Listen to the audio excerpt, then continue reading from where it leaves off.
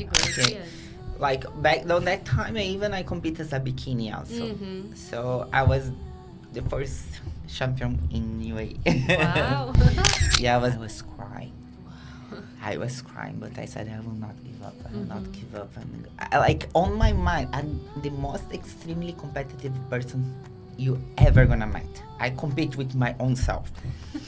So on my mind, I was the only opportunity I will have that to be the first champion in Dubai. If I don't win this specific show, I will never gonna be the first again. Like that. It's not possible for a woman be super muscular without taking anabolic steroids. And this is a choice. It's not that you're gonna get to the gym and the people gonna inject you without you know. So very honest, when I did this competition, even I joke, my goal is not to win, is I want to shock everyone. Like I want to be with my best condition and my best body, and I really want like show that with the age at 42 I can do by myself. Roberta, Darrigo, Yes. welcome. Thanks so much. Thank you so much for coming. Thanks for the invitation. Okay, let's start. Tell me about yourself. Tell me your story. How did you come to Dubai and everything? And now I'm a personal trainer and educator. That's my real passion, teaching. And I come to Dubai as a belly dancer. 16 years ago, I think, like 2009. Wow. So, yeah, I was studying to be a vet in Brazil. I started doing belly dances just for fun. And then they invite me here to do a tour. I was supposed to stay for 1 year or two max, and then come back, finish university. And here I am, personal training, teaching. Amazing. Yeah. And how did your fitness journey start? When did you decide to So- change your body, your lifestyle? My fitness journey started when I was very young. I was maybe 16, something like that. I was a very skinny girl, like kind of fashion model skinny. Like I was 170 meters, and I used to be 51, 52 kgs. So like I was extremely skinny. And I like to say, like, imagine a Brazilian without butt. Yes. So I grow up suffering bullying. Like I have all the kinds of nicknames imagined. Really? Because like most of like if you go to Europe, America, like you see that they like skinny girls, but in Brazil no, they want big butt. Okay. And I was very, very skinny. I have nothing. So when I was around 16, I started going to the gym to gain muscle. So I want to get volume, I want to get size. When I just first started, was like in my town was the town I come from is very small, so the gym there was very like basic, and the trainers also like we didn't even talk about personal training on that time. You just go there and you have like your program and you do by yourself. So when I moved to the big city and I went to bigger gym and everything, they did the functional test with me. And apparently by the test, my kind of body wasn't for building muscle, was for endurance. So the trainer that did the assessment for me on that time, he told me that I should give up on bodybuilding and try something like triathlon or this kind of sports. But like I hate running, and so I just like, no, I will not accept that. And I continued with weight training and everything, but was never so serious because back then I was also like more focused on my university, and I was not really thinking about to be an athlete or be a trainer or nothing like that. I was just training more about my aesthetic and try to gain a little bit like more shape. Do you remember like specific day? Was there any like turning point?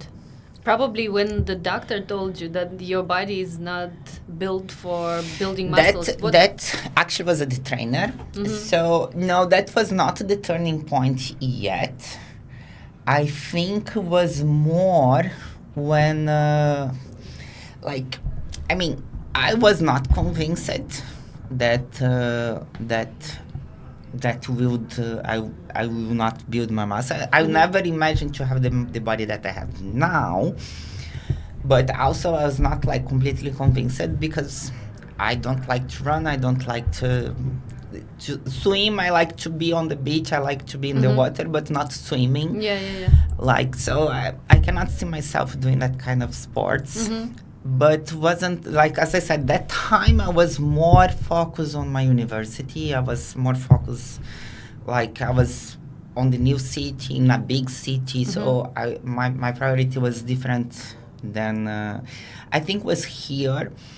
So when I was here, I was trying to go to there is only few gyms in Dubai. It was completely different scenario. Like, I'm talking about 2011. So I remember that I think was only Fitness First on that time. And even the membership you cannot pay monthly was minimal 3 months. So it was 3 months, 6 months, and the year. And for me, it was hard because I wasn't, as a belly dancer, I was not all the time in Dubai. I was kind of tour. So sometimes I was in Dubai, sometimes I was in Abu Dhabi. Sometimes even I went to different countries. I went to Syria, Lebanon, Yemen, if you can believe it, Tunisia. So I always traveling as a belly dancer. So I cannot compromise with 3 months membership. And also the trainers, I was not very convinced that they will the best fit for me as I was looking for hypertrophy. So I started studying by myself. And then I was studying, I started training, I see some change. My friends see some change. They start asking me for a program. I just start to write the programs, but for fun. I was not even thinking about charging, like nothing. And around that time, like Gold's Gym opened here in Dubai, and one of the managers, she was Brazilian, and she heard about me and she invited me to do the interview. And I was freaking out because the interview was English. My English was not that my English is really good now, but that time was terrible. And I was freaking out, but they liked me. I started to work, and I started studying more and more and more. And during this course, I found one biomechanic course. That was in Brazil, was online, live in Brazil. So from here, from the different time, the course was from 2 a.m. to 4 a.m. That was okay because I was still belly dancing. So was not so bad. So the course was 6 months. And was the first real contact that I had with a real biomechanics that was really explaining how the movements happen and everything. And I think that was the point that is changed my life. First of all, I said, wow, this is really something. This is just not, it's not just like 3 sets of 10 reps. Like there is much more behind it. And then I saw the possibility with the knowledge of biomechanics that I actually could really change my body as I wanted. Because when I started into hypertrophy, I was kind of like more quads dominant. So my quads was growing easily, but my hamstring and glutes was still non-existent. So learning more about biomechanics is like, okay, I can do that. So it's kind of like, it's become addictive. As much more I study, more And I the realized that I don't know nothing. Yeah, yeah. And more I want to study. And then was the time that also, like, around that time was the first female bodybuilding competition in Dubai. So it was the first time ever that they will allow female competition. I was there actually. Because at that time I was also taking course. In 2011 I got my first fitness certificate. So, and I remember that one of our teachers was participating in that maybe next year. I think, maybe 2014. Okay. 14 was the Because course, the we were competition. all on Facebook. Yeah. We all had. Yes, it was only yes. Facebook that time. And yes. I remember looking at her pictures. Maybe it was after we got our certificates and it was a little bit later, but it was around that time. Probably, Yeah, because yeah. there is different categories. Categories, Okay. yes. Like back on that time, I competed as a bikini also. So I was the first champion in UAE. Wow. Yeah, it was the first time I remember. It was so interesting because it was my first competition. And was kind of like everything was new for me, and was so like I hate to do cardio, and it was the first time that I was serious. Like I was been training for a while. Yeah. I love to wear training heavy, but it was the first time in my life that I was doing actually a cardio that was not dancing. Yeah. And but dance for me was fun, and my job I cannot say as a cardio, and was the first time that I'm following a diet, like I'm a very Italian person, so like like for me pasta and bread was in all my meals. Wow. So like was very hard in the beginning, and I remember this time I hate with all my soul cardio, and was very specific. I needed to be 40 minutes on the bike with my heartbeat between 130 140. I was crying. I was crying, but I said I will not give up. I will not give up. And like on my mind, I'm the most extremely competitive person you ever gonna meet. I compete with my own self. So on my mind, I was the only opportunity I will have that to be the first champion in Dubai. If I don't win this specific show, I will never gonna be the first again. So it's not that I have to win, I have to win this show. If I don't win this show, I will never be the first one ever again. True. Because someone else gonna be the first. True, And yes. so I was very like, I will, even for the diet, I will cut half grain of rice. Like I was absolutely, oh my gosh, I need to eat now. So I will stop the car. To take my now I know that don't need to It's be not that, yes, I it's was not that strict. extremely extreme, Yeah, and yeah, there is yeah. no need for that, but because it was my first time and I have no experience, and to be honest, my coach now I suspected that he was good, but I suspected that he didn't have that much experience in bodybuilding as he used to say that he had, because some things that like now I see that was too much, that there is no need for, but you had guidance. You had at that time you had a personal trainer. Yes. So you were I following. didn't have a personal trainer here with me. I have a coach Okay. from Brazil. Ah. So he will guide me with the training, with the diet, and with the hormones. Okay. The first one I didn't use hormones because the first one was the first one, Right. and I was bikini. And you managed to win.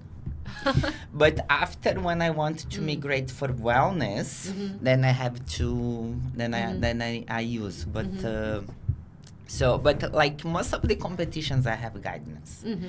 I had 2 competitions that I did not. Okay. That was the Dubai Muscle Show 2016. That in the beginning of the competition, I did have, and I kind of like in the middle towards, like I said, no, I don't like this. Really? Different coaches, they have a different approach. Of course. And sometimes your style it's not necessary that's right or wrong. It just don't match. So I just didn't feel like for example, he would be like too much into keto diet, and it just doesn't work for me. Okay. Like I grow up eating carbs, and until now, like I'm good with carbs. Like if I don't have a problem with like my insulin is normal, my blood sugar is normal, even if I'm eating a lot of carbs. Do you measure? Not often, not often. Just when I go to the doctor. Glucometer, with the glucometer. Yeah, I do sometimes, but and I don't really care. It's more like, for example, sometimes like if I feel that it's more about my feeling. Okay.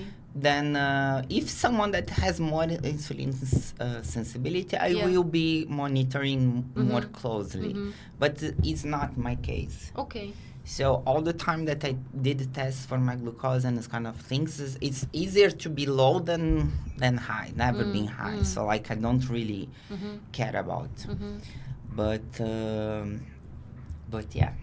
So that's what I was saying. Like I always respond well for carbohydrates, and when that coach put me in keto diet, it's just like I was struggling. Like I didn't suit me. Okay. I'm not talking bad about the keto diet itself. Some people may have benefits, but for my case, and he didn't listen to me. Like he was kind of like, "Oh no, you have to do this." No. So like, nah, I'm gonna do whatever I want. Okay. Because I thought when you have a coach, you just have to trust the process because they've done this before and... Yes, but you need to trust the process, but also you don't need just accept it without understanding why they are doing that. Yeah. Like, even for my clients, I incentivated them to question. I said, ask me why I'm doing what I'm doing. If I don't have a convinced answer to you, like, do whatever you want. But this is my philosophy. So why you are doing this for me? Because you saw on the internet? Or because, okay, this is a physiological explanation, I think that you could try, or this is, okay, you convince me, good, I'm gonna do it.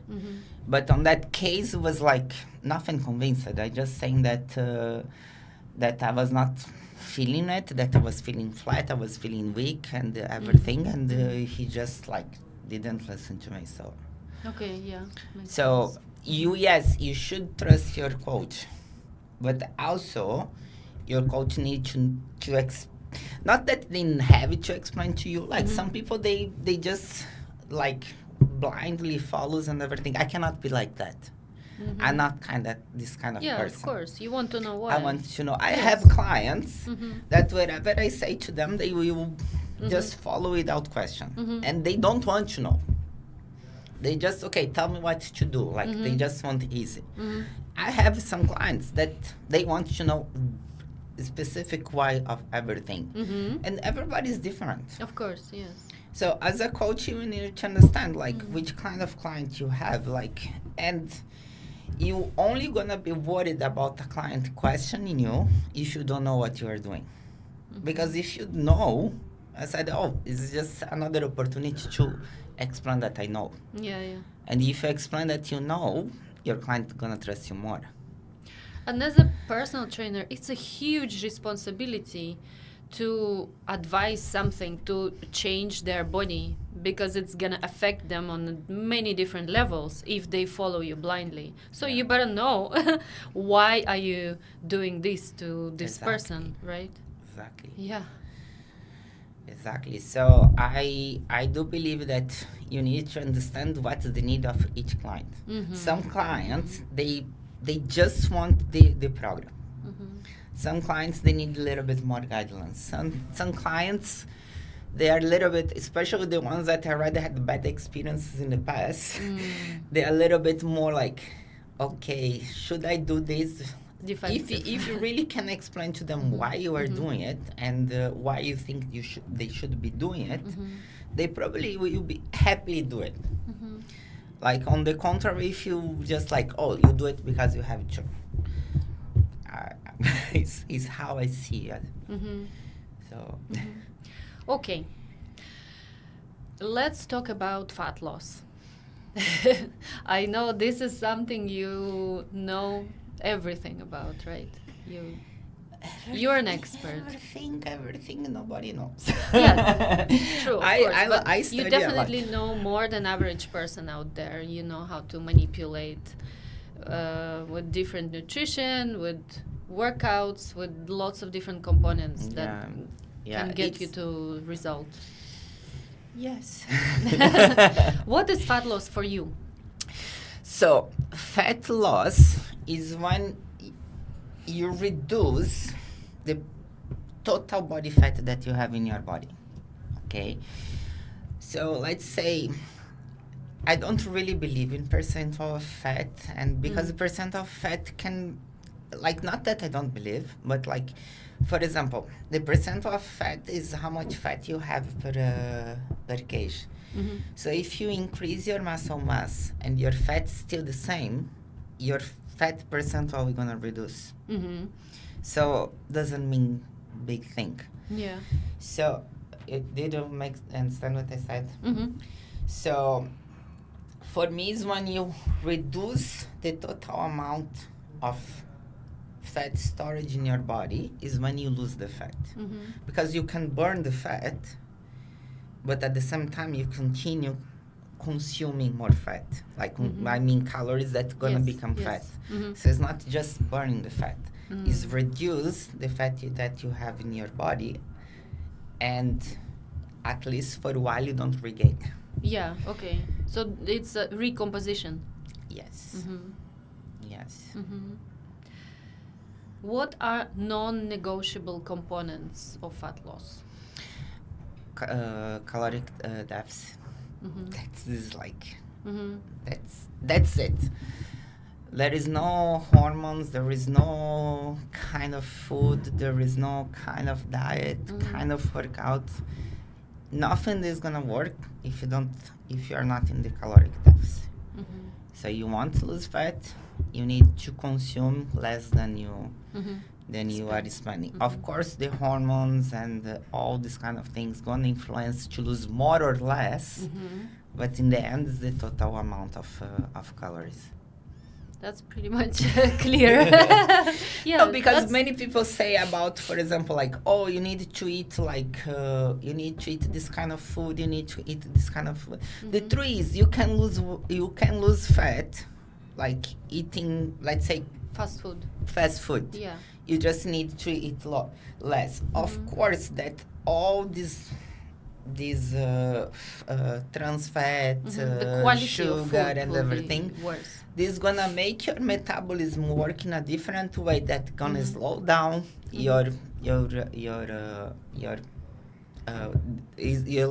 slow down your metabolism, make you tired, make difficult to sleep, make like you get a lot of issues. But yes, you're gonna lose. Yeah. Okay, so yes, it's important you have a good quality of food. It's important you have exercise to improve your metabolism, to improve the production of mitochondria. That is what make you burn the fat, to produce the production of ribosomes that is actually produce the muscle. So you need exercise to be metabolic more efficient, and you need food to function properly. But in the end, fat loss is caloric deficit. Okay. Yeah. I would like to make a little break and say a huge thank you to our host, Matcha Vibes Cafe, located in Jumeirah 1 in Dubai. None of this would be possible without them. They serve authentic, ceremonial grade matcha brought straight from Japan. The best and biggest selection in Dubai. Come try, you will definitely fall in love with it. And what about workouts? What type of workouts do you recommend or you personally follow? So is there any variation? So throughout the week, is it only weightlifting, or you also do some combination of flexibility, mobility, or you stick to one? How do you advise? I believe it's a combination of things. Okay, you need mobility and flexibility to have a better technique. With better technique, you can lift heavier. But lift weight, it's important for muscle gain, bone density, and everything else. But you still need the cardio to improve your cardiovascular system, and even shows that improve mood and this kind of things. So I don't believe in one kind of workout. Okay, it's a combination of types of workout, but at the same time it goes to the preference of the person. Like, give example for cardio. It's extremely important for your cardiovascular system, for your metabolism, for your hormones, everything, to do cardio. But then some people, they prefer to do less cardio, that like walk, to do like more like intermediary intensity and for long. Some people prefer to do high intense cardio, interval high. There is benefit in both. Like, it's complicated to say this is better than this. So what I would advise, do whatever you prefer. This needs to be in your lifestyle. Yeah. Okay, you need at least to do like 2-3 times per week at least cardio. Like, so it's too much waste of energy to be fighting which one is best. Just do it.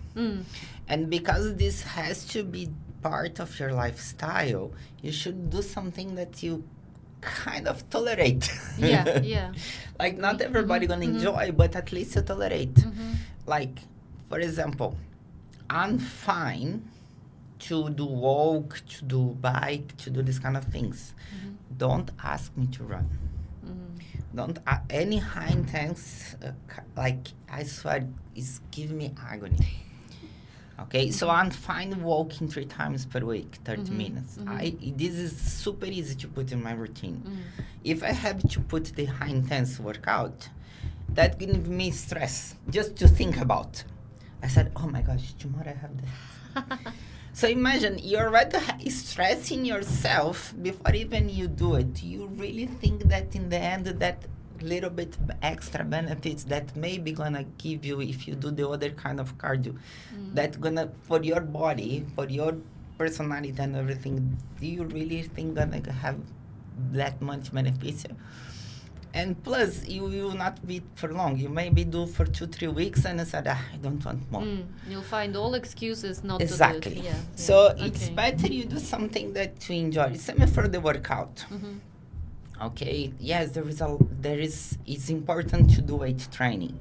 But then if you want to do more weightlifting, or if you want to do more bodybuilding style, or if you want to do like CrossFit style, do whatever you prefer. Okay, if you like to do like train heavy and with low reps, do it. Okay, if you like to do more bodybuilding style, do it, as long as you do it. Okay, sometimes I see that the fitness community is too much like focusing like, oh, this is 77% better than this other one, and then in the end, like, okay, but what is sustainable for the clients? Yeah. Because there is no point to be 7% better if the client you do for 2 weeks and don't do anymore. It's better be like not that much good, but something that they can do for longer. Sure. Like, if the client, like, for example, people ask me about CrossFit that I mentioned. CrossFit, are not fun. I think that gives too much injury in general, but I had clients that like to do it. I'm gonna tell them don't do it. I said no. Let me see your program, and let me fit this weight training. Like that case from that girl, she hates weight training. She likes the CrossFit, but the doctor told her to do the weight training. I will not tell her don't do it, because she will stay for me with maybe for 1 month, just for one package, and then she will give up. So I said, let's combine. Okay, so Tuesday and Friday you are doing CrossFit, so like, let's see what you can do here. Okay. Then she stay, because you find balance. Like, you are not like imposing for the client, you have to do this. You are taking, okay, this is your life, this is what you're like. Let's see how you can manage the things. I think this is that most of the trainers sometimes they forget. Yeah. Like how to make this sustainable for the client. So you are too much like we have too much information. Sure. And I think this is losing a little bit of empathy sometimes. Like, not that the knowledge is not important, and it also depends on the clients. I have the clients that they don't care what I tell them to do. They just want the results. Yes, there is this clients. So for these clients, this clients is where you're gonna enjoy all the knowledge that you learn. I said, now you're gonna do it. Yes. But it's not everyone. And this is the majority, it's the minority of the population. Like, if you think about in general, like I think in Brazil was kind of only 7% of the population actually is really into the gym and everything. So I think it's changing these days. It's a little bit Overall, more. Yeah.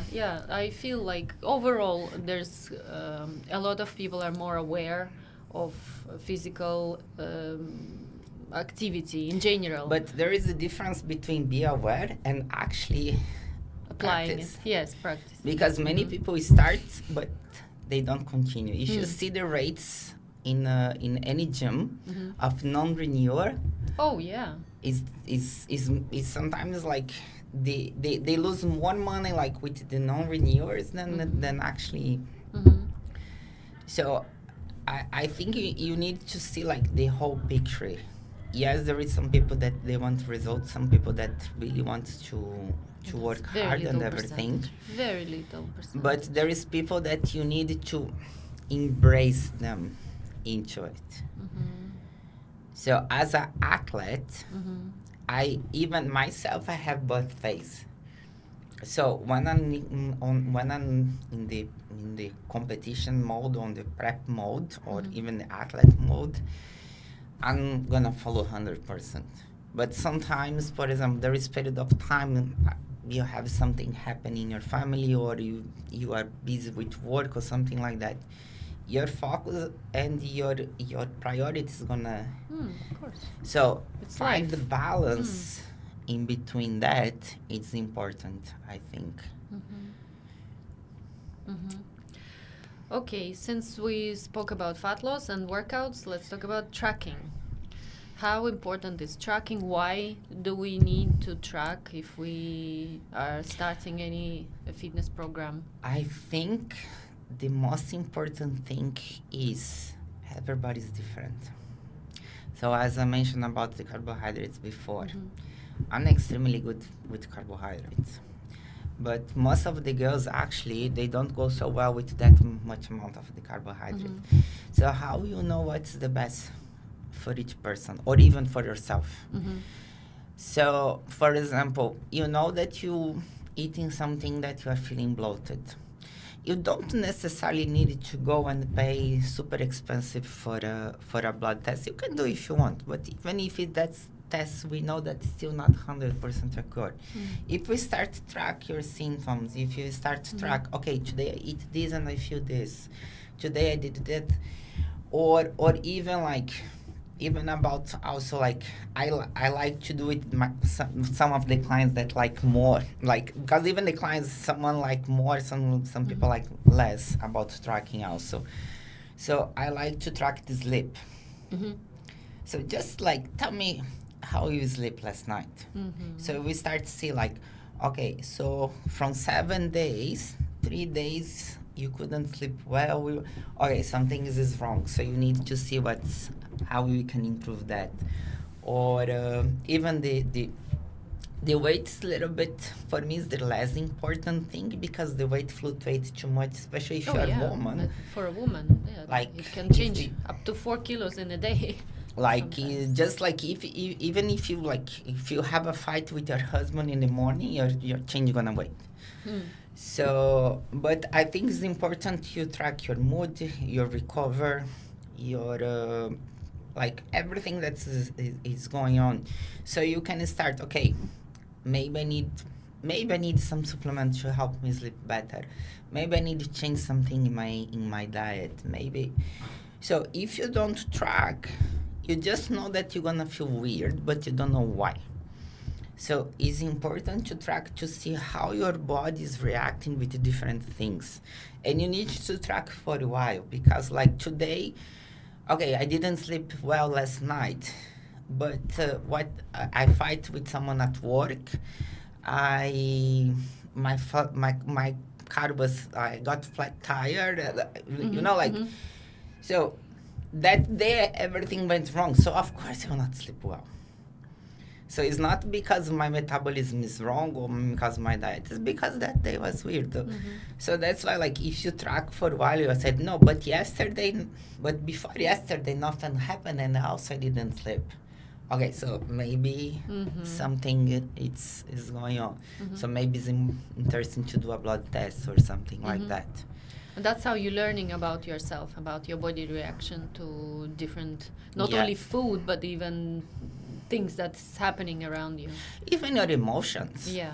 Because sometimes like especially as a woman we are driving too much, like our hormones combine like they command our emotions, and our emotions drive our hormones, and it's kind of a mix. So you need to learn why you are feeling what you are feeling. Like for example, how many times you feel like the world's against you and you are with all this conspiracy theory in your mind, and then you go to the toilet, your period comes, and oh. And you almost divorce, and you want to resign and everything, and it was just your period coming. So if you track, I said, okay, I'm feeling like that. Okay, it's my period. So it's not that you cannot control what you are feeling, but you can control how you react. That's right. So if you know that I'm the person I have I have no problem with my period. I don't have cramps, nothing. But my PMS is the worst in the world. So it's literally like you cry, like listen to music, like remembering someone that I met in 2005, like like some things like that. So when I start to track my period and everything, I start to realize, okay, like I have the worst PMS ever. Even I discovered some things interesting that I didn't thought that was related, like my stiff neck. Oh, I never thought that was related. Really? But then I realized that every time before my period, I have stiff neck, lower back pain, and my chance to have injury is higher. So That every I time heard, that yes. I hurt myself is before my period. So I know that before my period, I need to reduce the load and work maximum. But I learned that tracking. Yes. So now I don't hurt myself anymore. Not that much, at least. After 40, you hurt yourself breathing. So, but it's super important. Okay. Now let's talk about muscles, metabolism, and common misconceptions around muscles. So usually women are afraid to lift heavy weights because they think that it will make them look like a man, it will make them look bulky. How many times we've heard that? Let's just say one more time. Is that true or not? As a bodybuilder, I wish. Exactly. Because if it was that easy, If only it was that easy. like yes. I swear I will be maybe 3 times the size that I am now. The truth is, it's not easy building muscle. It gets time, and as a woman, we don't have the hormone support to build that amount of muscle. Okay, so when you see a girl super strong, like super muscular in social media, whatever, don't worry, it's because this girl wants to look like that. She probably she use steroids to look like that. It's not possible for a woman be super muscular without taking anabolic steroids. And this is a choice. It's not that you're gonna get to the gym and the people gonna inject you without you know. Yeah. So if you don't want to look bulky, it's just don't take steroids. And second, there is something that most of the girls, they have a super big percent of fat. They look skinny, but they have no muscle at all. Yeah. They only Skinny have fat. Yeah.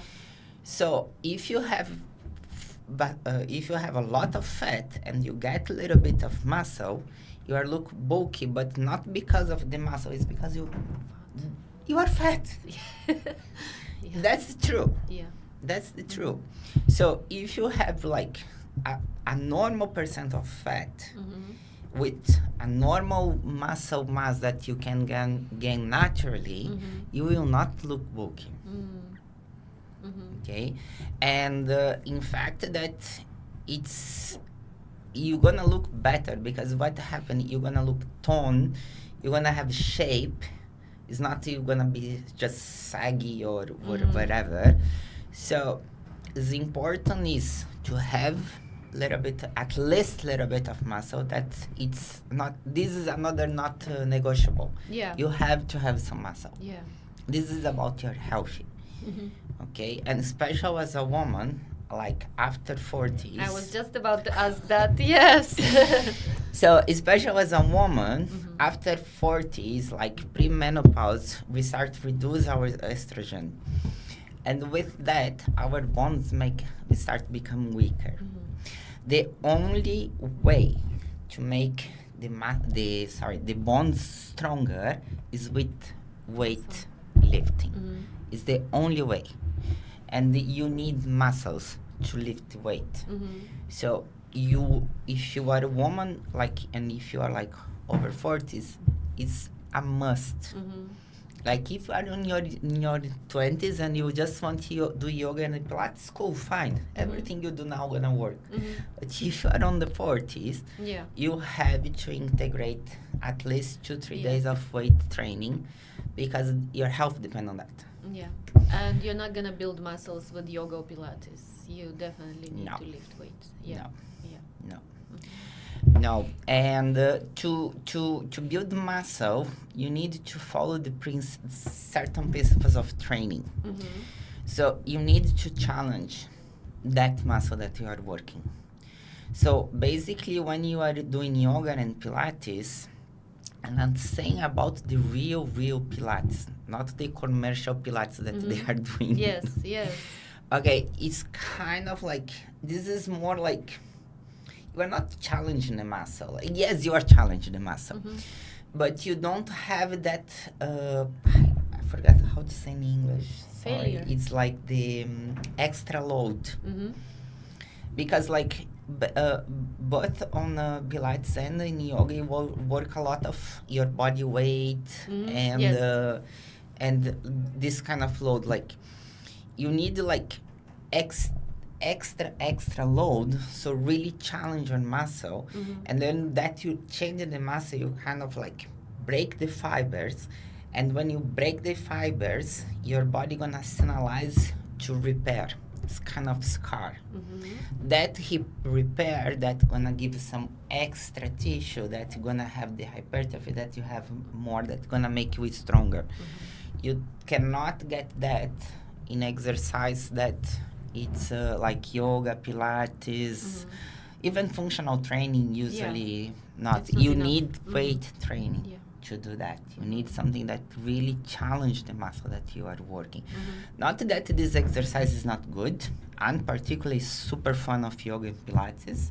It's just that it's talking specific about building muscles, and that muscles that you need for when you specific for when you get older, Yeah. you need weight training.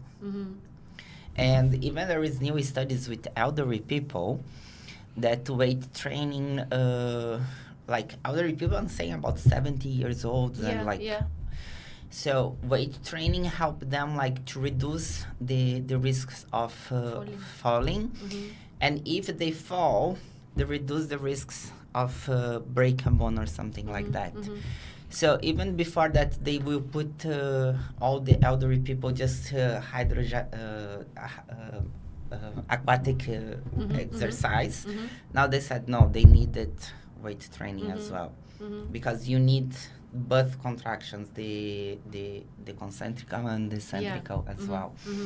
So it's all the new studies is point that how important. You don't need a be a bodybuilder. You don't need to build too much muscles if you don't want to. Yeah. But weight training, it's important. And something that I'm almost forgetting, building muscle in a hypertrophy way is multifactorial. So you can lift as much heavy you want. You can have the Mr. Olympia workout. If you don't combine sleep, if you don't combine nutrition, if you don't combine recover and all the other factors, you will not grow. So don't worry about the weight training, because like literally, even who wants to look bulky is hard. Yeah, true. So if you don't want to have nothing to worry at all, because will not. Are there any supplements that can enhance your process of building muscles, or are there any essential supplements that everyone should take? Everyone.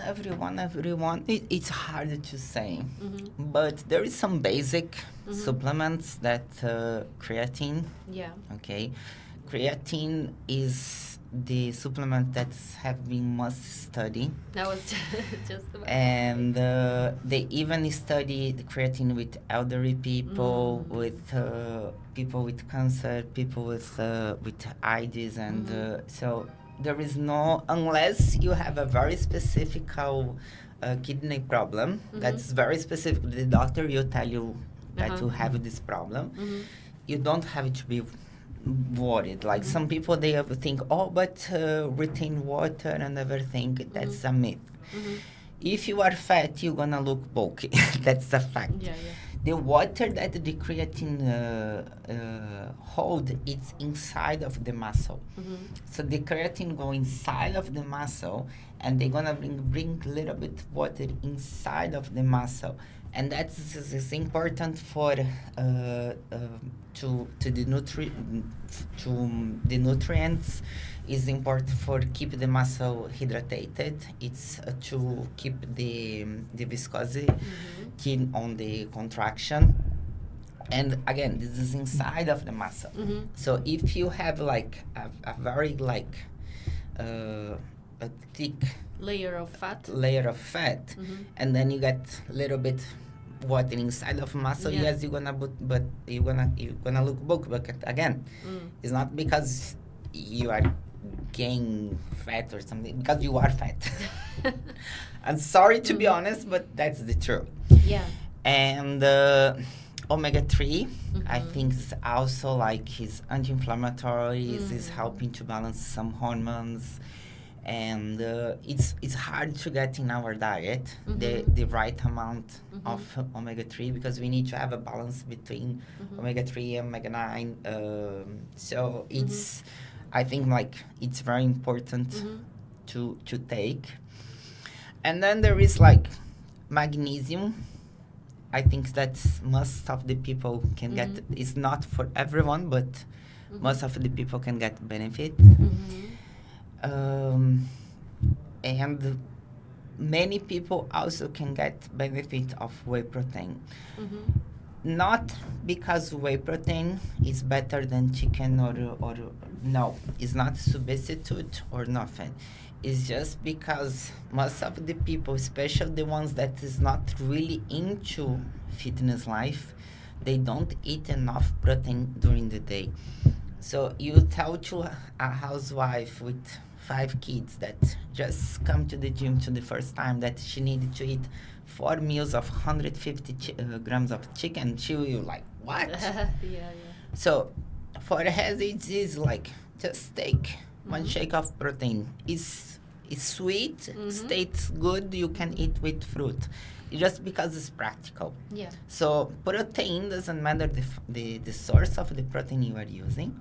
Just the whey protein sometimes make more practical for most of the people, or because they don't eat enough, or because they cannot eat enough, like because they feel full. Yeah. Or I use a lot of people as sometimes you like a business person has meetings back to back. They don't have time to eat. Take a shake. Between one meeting and the other, you can take it. You cannot stop to eat a meal, but you can eat a shake. So like I think whey protein also is very important. There is a lot of good supplements, but then gonna be dependent on the lifestyle and but I think the basic ones like omega-3, creatine, magnesium, and protein, I said. Yeah. Do you think there are some supplements that are overrated? A lot. So the thing is, most of the supplements out on the market are overrated.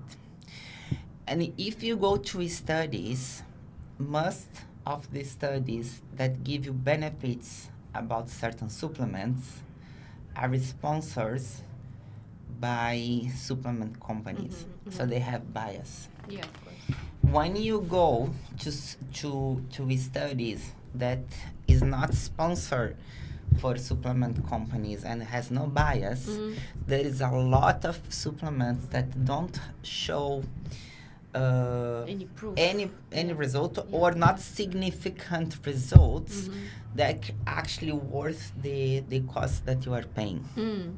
So a big example of this is BCAA. Yes. Okay, so BCAA, like I think like when you it's funny because I remember that I was, when I started, like I love BCAA. I always have BCAA with me. So I think it's like everyone new in the gym, they go for the BCAA, right?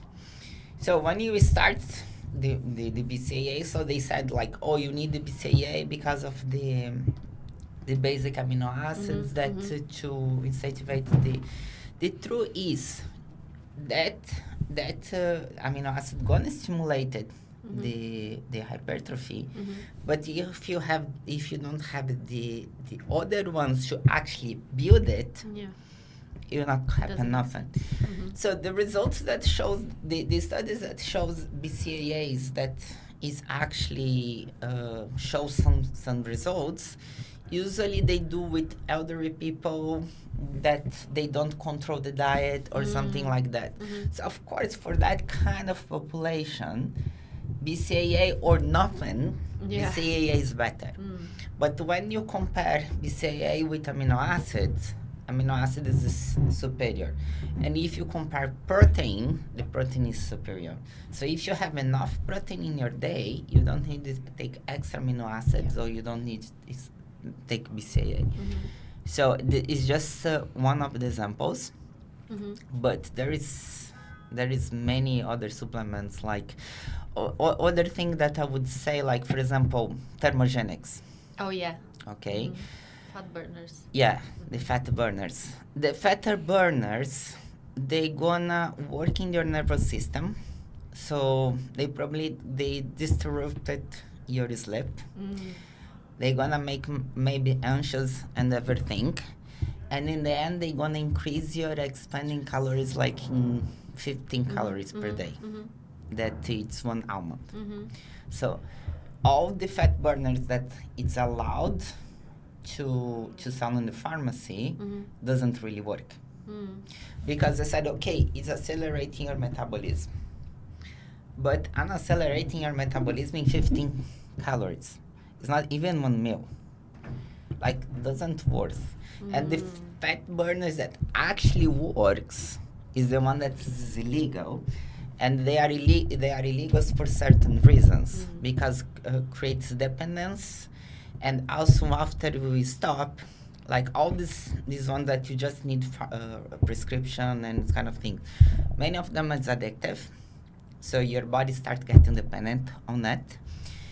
And many of them, when you start to use it, it's kind of speed up your metabolism, but then your metabolism is kind of, this guy is working for me, let me stay here quiet. So when you stop in using, your metabolism actually is lower than before. But then you are like with the, like you are using this supplement or medication to speed up your metabolism. Now, because you have low fat in your body and everything, so other hormones in your body gonna be completely messed up, like the hormones for satiety. I forgot my English. For satiety, when the hunger. Satiety. Yes. So you're gonna feel more hungry, and you feel like even your self-control maybe gonna be a little bit less, but their metabolism is lower. So most of the people, when they stop using this kind of medication or supplements, they gain even more weight than they used to have before. I think it's also with GLP-5, with Mounjaro and Ozempic. Yes. It's the same thing. While Yes. you're on it, it will help you, but once you stop, you will go back and gain even more than before. Yeah, because the truth is the fat loss is multifactorial. So it's much more than just one supplement or one medication, or it's a lifestyle. So when you take Mounjaro or when you take Ozempic, what happened? You start to lose weight because you don't feel hungry. Okay, so you're not eating, so you are in caloric deficit. Yeah. What happened when you stop? You start eat like before. So you didn't change your entire habits. You just like stop eating. And if you don't exercise, you lose muscles also. That's the worst part. Yeah. Because like without the exercise, you're gonna lose muscle, and when you lose muscle, there is also a chain of reaction in your metabolism. So your muscle, they need more calories. Like as much more muscles you have, more calories your body uses per day, because these muscles require calories just to be there. Second, the muscle also, they work like, it's not just they use the calories, but they also, in the muscle, we have like for the insulin sensibility. So like, for example, when you eat carbohydrates and everything, so this extra carbohydrate, they become glucose. And your body, your muscle is the only organ in your body that can take this glucose without insulin. So because you don't need extra insulin to absorb this glucose, your body become more sensitive to insulin. Okay, so your muscle is working your muscle, working exercise. They make your body more sensitive to insulin. Also, each cell of our body, we have probably like some of the gonna remember when you were studying biology the mitochondria. Yeah. Okay, so the mitochondria is the energy of the cell. Every cell has mitochondria, but the biggest quantity of mitochondria in our body also is in the muscles. So if you have more muscle, you have more mitochondria. So what do the mitochondria do? They convert the fat as a source of energy. So it's not just take the glucose, that's the carbohydrate. It's take that fat that's the storage there. Okay, come here, let's use this fat. So if you have more mitochondria, your body gonna be more efficient to use fat as a source of energy. So having muscle, like as you can see, is not about aesthetic. It's about like keep your metabolism health. And also like as you commented before about the bone density, the tendons and the ligaments also, they only can get stronger with weight exercise. So basically like the muscle, it's one of the most important organs that we have. Like we kind of like sometimes we don't think because you related too much muscle only for aesthetic. But basically just to be here you need you need the muscle just to be here. True, yes. Just So, to live. Just exactly. to live an active life. Exactly. Yeah. Do you have any role model who shaped your mindset about fitness? I think it's a combination. Like I admire people, like for example, I have my mentors that they passion, like my first mentor from biomechanics, his passion on teach that inspires me to want to be a teacher as well. And now I have also a couple of mentors. And what inspired me so much about them is the fact that they give the information impartial. So many times that you look in the social media or you try to see some influencers, they put their opinion. I think this is this, and it's absolutely fine. But give the information as it is. Like for example, there is Matteo Silvestre that is one of my mentors for nutrition, because each one is different. Like everything that I learned about supplements, I learned from him. He gonna show me, but studies. These studies, like we talk about BCAA, is saying that BCAA is amazing, but this and this. This study shows that BCAA is not working, but this and this. So he give all the information. And then they put the facts. He don't say, oh, BCAA you should put on the garbage and this kind of thing. No, he explained everything, and he showed this is the studies that shows that BCAA is good. This is the studies that shows that BCAA is bad, and here is the whole information. So I like that because they make you think. Yeah. I have my other mentor also that's for training, that is Belmiro de Sales. So again, like we have a small group of mentorship. He gives the information as it is.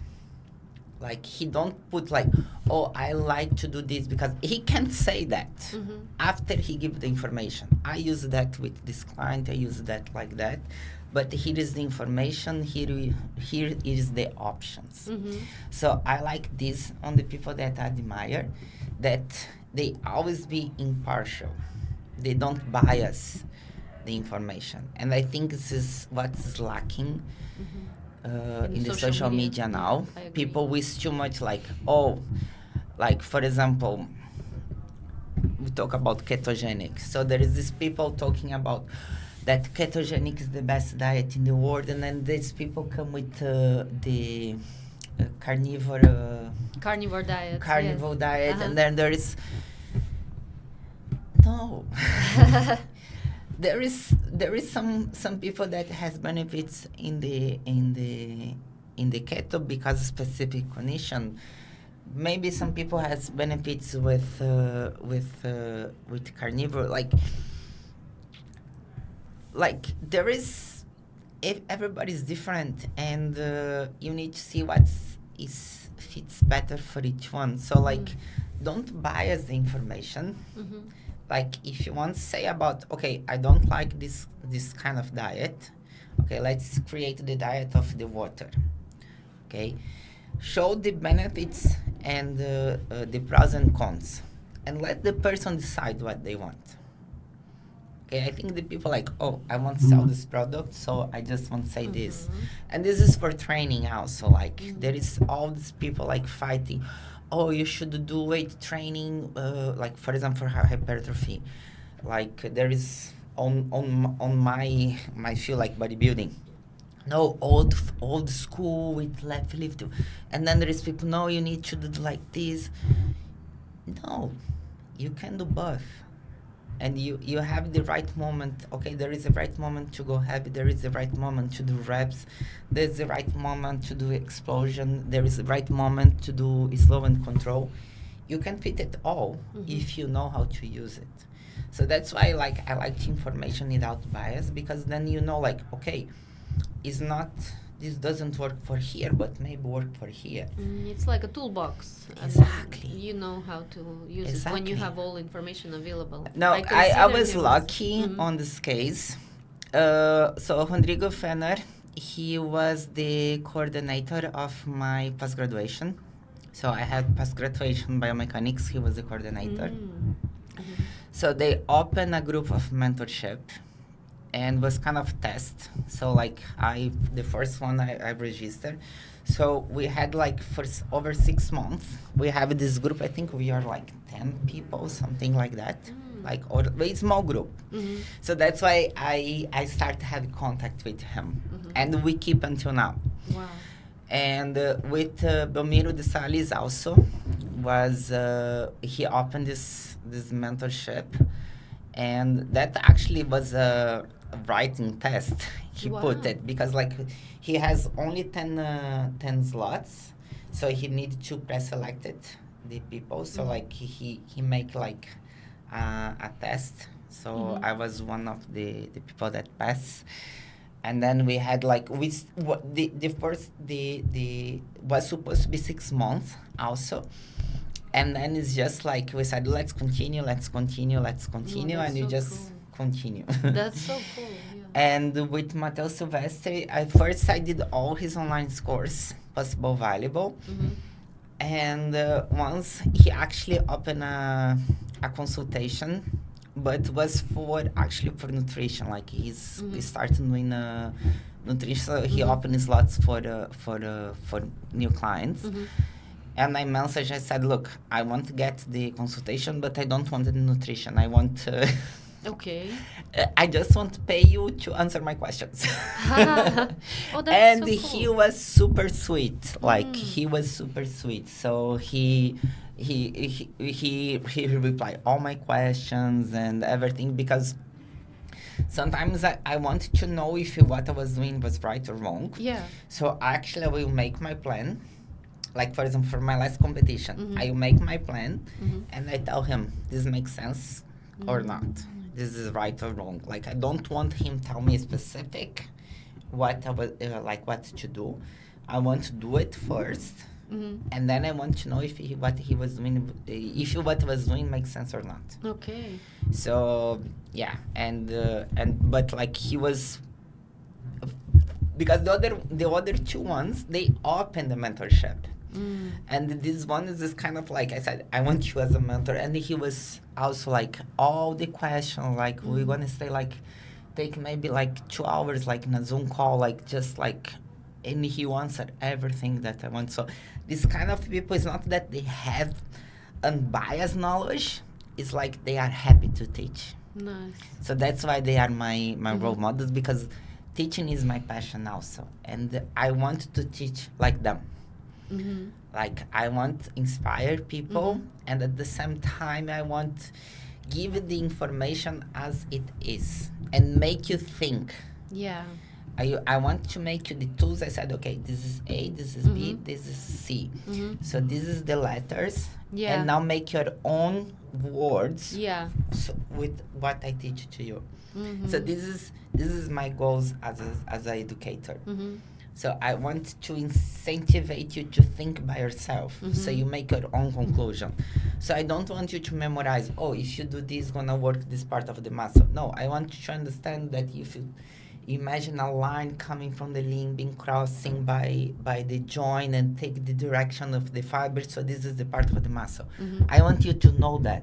Because then any exercise, you look and you're gonna follow the same principles and you know what is working or not. So you don't need to memorize one by one.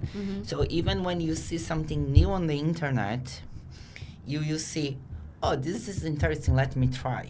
There is many exercises that I said, okay, this is cool. Yeah. But there is a lot of nonsense.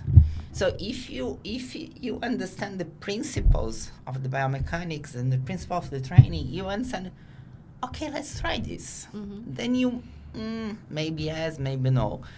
But, or you're going to put the eyes on and said, this person, they definitely just want likes. So you will start understanding who is who. Like, but nobody needs to tell you that. Because you have this capacity to think by yourself. You have the knowledge to think by yourself. You can connect the dots. So this is what I want as educator. When I have my courses, what I don't want like give a formula. Oh, this exercise for glutes, this is the activate. No. Understand that how the muscle work, understand how the joint work, understand what's torque, what's this line of force. So you be able to decide what's the best exercise for your client. Yeah. Or for yourself, if you want to train. Exactly. Yeah. So like even when my clients come to me, oh, I want to have a body like that, and I see like the body type is like, for example, the girl showed me someone with a very slim or something like that, and you see that your client actually has large shoulders or something like that, like, you know, that's not realistic. So bodybuilding, even there is some people that say that, because there is different categories, right? Oh yeah, true, yes. So there is many coaches that they would say that it's not you that who chooses the category, it's the category that chooses you. And even like my last competition, actually, what I noticed about myself, so on wellness, there is different federations also, like, let's be clear, like on IFBB, like Elite Pro is different than Pro League. So I compete in Pro League. They, as a wellness, they want a body a little bit more soft. Okay, so they don't, I got the feedback directly from the judges, and they told me, like, we don't want to see the muscle separation. We don't want to see. My body, my type of body, I lean up in my limbs before I lean up in my waist. So the thing is to look with the quads as they want, like soft without separation. I'll be holding fat on my waist. So I need to accept, if I want to continue competing, I will not compete anymore in Elite Pro. But here is the thing. If I go to Pro League, the girls are much bigger than me. Mm-hmm. So, like, right now, I'm in between, like, what I should do. Yeah. And it's a fact. This doesn't, like, at the very beginning, when I started in the bodybuilding, it was kind of, like, hard to understand that because it's all about your ego and everything. Yeah. But you need to understand that bodybuilding is not what you like to see on the stage. It's what the judges want to see on the stage. Mm-hmm. So what is your best body maybe is not the best body for the judges, and you need to fit certain criteria. Mm-hmm. If you don't want to fit that criteria, you need to give up or accept that you will not win. Mm-hmm. To be very honest, when I did this competition, even I joke, my goal is not to win, is I want to shock everyone. Like, I want to be with my best condition and my best body, and I really want, like, show that with the age at 42, I can do by myself. Like, that was the goal. And that's the goal I achieved. Okay, I won the master. That is over 35, I think. But I didn't won the overall. And I'm fine with that because I did have a crazy condition. Yeah. My glutes was looking the best ever, and that goes and doing all by myself, I did. So now if I want to continue, I need to decide, or I face a step back and go more soft to this stage that I don't know if I want, or I take a period off for a real bulking, Yeah. grow more muscle, and then go for the other federation. So now I'm in between. But like before last competition, so, and something interesting about the categories also, that if you decide to compete now, you need to see the shows on that specific federation that you decide from this year. Forget about 2 years ago. So there are trends? Or? Yes. Okay, because what happened is they start to change. So people start showing different on the stage, and the categories kind of like start to get different ways. So that's interesting. I didn't know that. Yeah, if you, for example, like now for NPC, they put a new category that is fit model. If you look the fit model now, what they are looking is what was bikini maybe 10 years ago. Because the bikinis was supposed to be soft, was supposed to have very low muscles and everything, but with a kind of trend, the girls start a little bit more hard, they get a little bit more density. They still small, but not as was before. Okay. And so they decided to make a new one. So because they make this new one, if you see the girls that is winning this year, they are a little bit harder than the ones that was winning last year.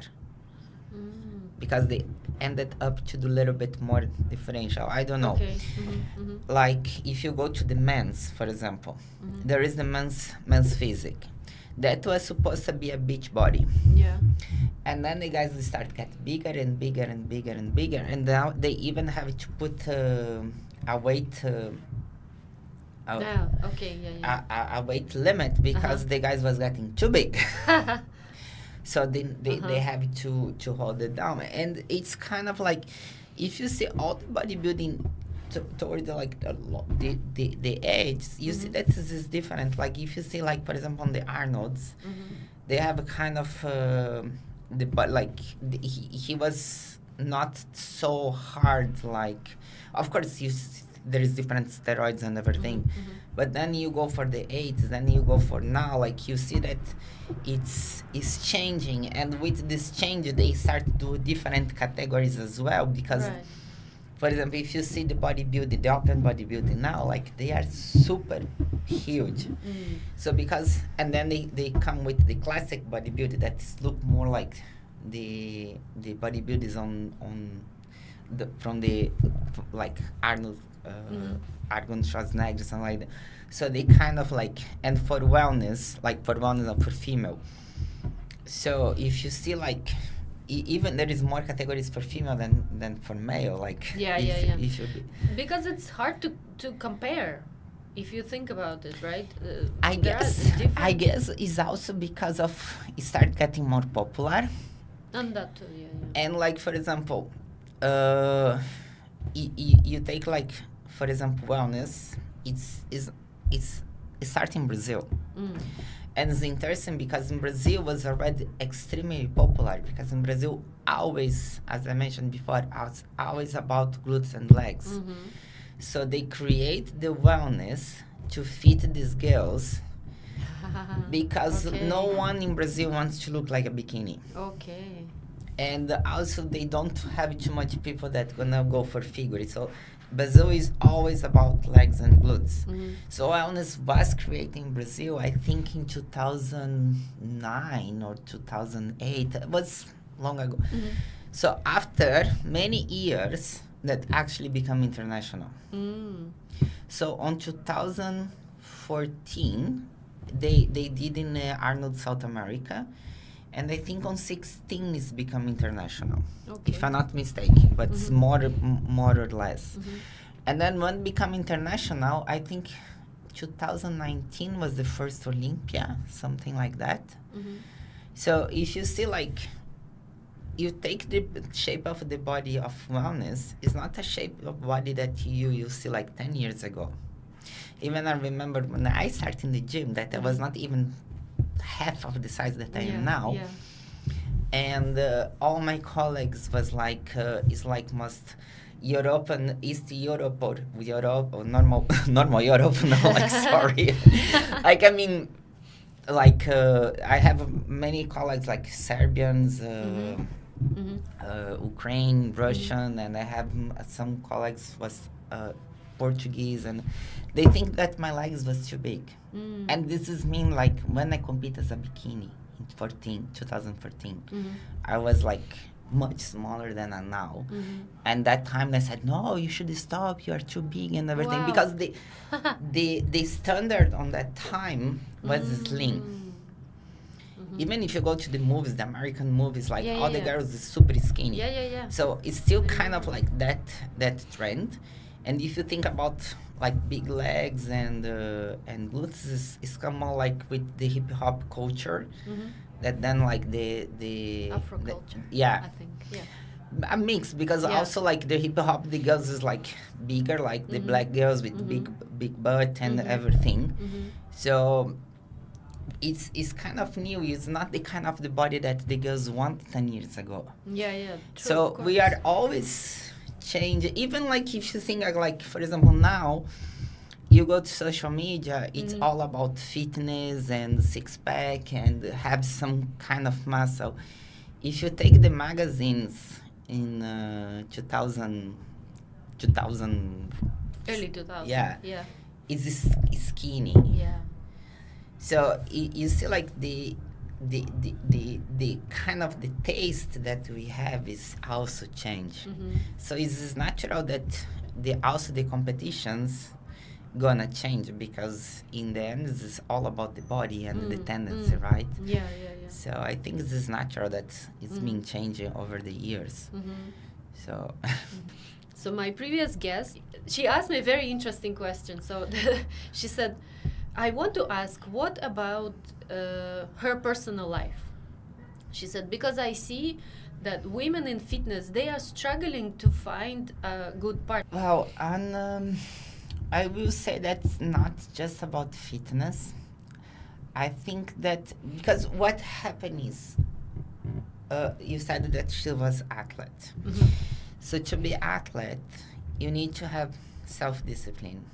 That was also... You need to have, like, is literally, you are building your life.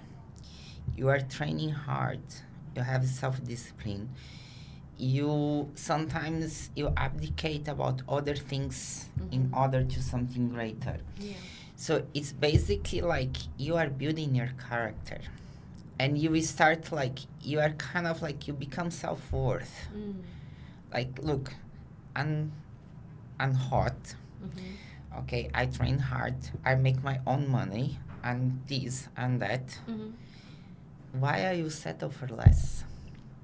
But this is, I believe that's not just fitness. It's because fitness is clear, because you can see that you train hard. You can see that you have discipline. You can see, but I think any woman that's building their life, they having the same problem. Because I have friends that's not into the fitness. They train but normal, like not professionally like us, and also in the 40s. And they said, I can make my own money. I I can make my, like, if I want a man, I want to add something in my life, not like not suck my energy. And I think that that's the problem. Like, if you think about before, the woman needs more the man, because we need financial, we need like even emotional, like we raise up to become a nice person, to smile, to get a good husband and every kind. But we are kind of exactly on the generation that is switching. So yes, we had this when you were kids, that we need to find a good husband and everything. But then you grow up and you said, okay, we don't need that. Like, some women are lucky to find a really good man that it's really adding something to their life. But unfortunately, most of the men is not involving as the women are. It's kind of like, I think you are in between this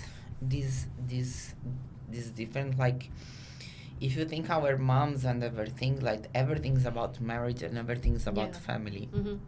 And now the woman start getting the money, start getting the power and then everything. And the thing is, we don't need a partner.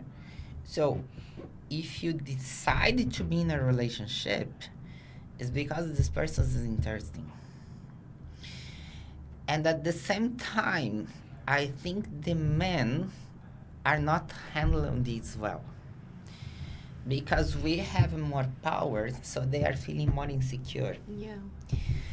So I see, like, it's even like sometimes I feel I look to a guy, and even if I feel like physically attracted, and then when you speak with them, they are so insecure and they are so like full of drama, and like, no, I prefer go home with my cats and like relax. And so I think this is more visible in fitness because we are working ourselves, and as I said, this is more visible that, and like, not like want to say something, but like, let's say, like, if you train, if you work out everything and you are 40s, you don't look like 40. Oh, that's true. Yeah. So if I see a guy in the 40s, and if like they look much older than me, like all the guys on the 40s, I look at them, they look like my father. Like, and then the ones that like on the 30s, then they are too much immature. So it's kind of like, give up. So yeah, like, and I think we start to get fine with the possibility to not have a partner also, because like before, I was married before, and when I divorced, I was afraid, like, oh my gosh, what's gonna be and everything.